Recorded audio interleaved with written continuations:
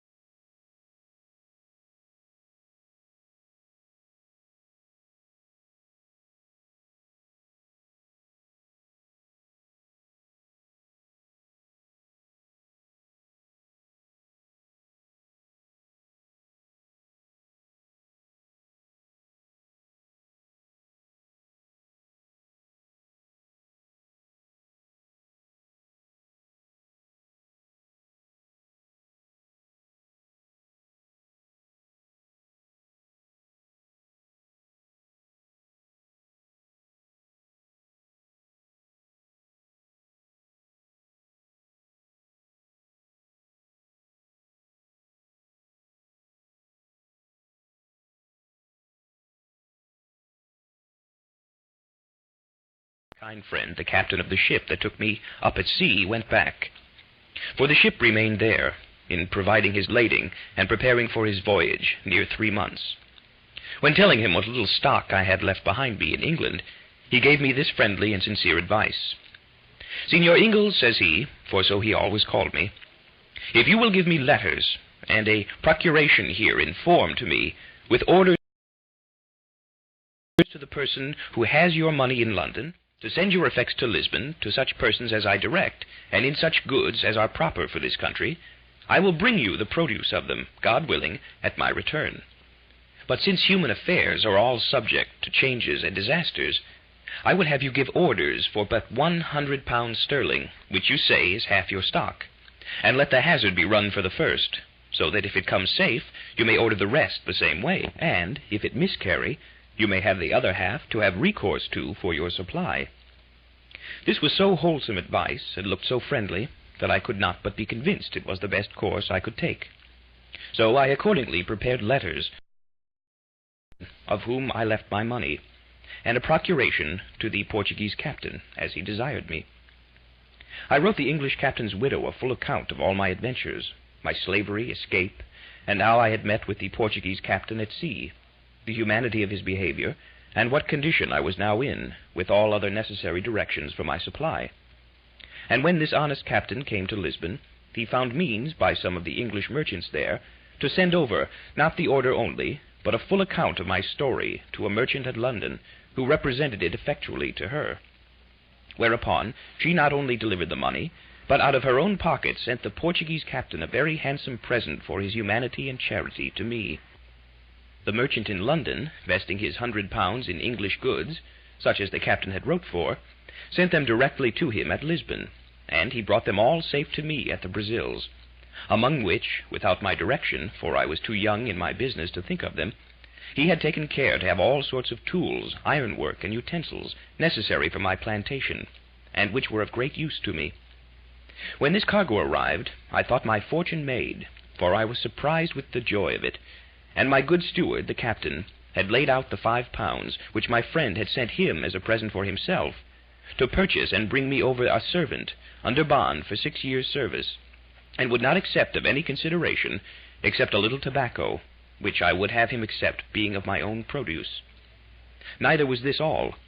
But my goods being all English manufactures, such as cloths, stuffs, bays, and things particularly valuable and desirable in the country,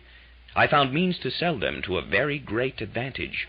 so that I might say I had more than 4 times the value of my first cargo, and was now infinitely beyond my poor neighbor, I mean in the advancement of my plantation. For the first thing I did, I bought me a Negro slave, and a European servant also, I mean another besides that which the captain brought me from Lisbon. But as abused prosperity is oftentimes made the very great means of our adversity, so was it with me. I went on the next year with great success in my plantation. I raised 50 great rolls of tobacco on my own ground, and more than I had disposed of for necessaries among my neighbors. And these 50 rolls, being each of above 100 pounds weight, were well cured, and laid by against the return of the fleet from Lisbon. And now, increasing in business and in wealth, my head began to be full of projects and undertakings beyond my reach, such as are, indeed, often the ruin of the best heads in business. Had I continued in the station I was now in, I had room for all the happy things to have yet befallen me, for which my father so earnestly recommended a quiet, retired life, and which he had so sensibly directed the middle station of life to be full of. But other things attended me, and I was still to be the willful agent of all my own miseries, and particularly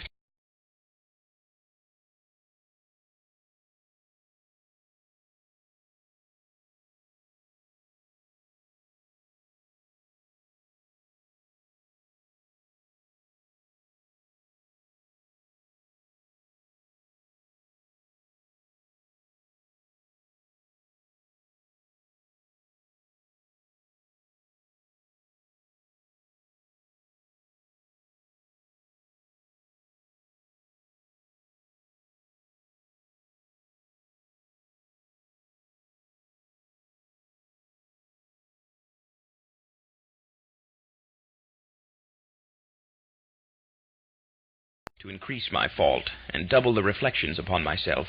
which in my future sorrows I should have leisure to make. All these miscarriages were procured by my apparent obstinate adhering to my foolish inclination of wandering about and pursuing that inclination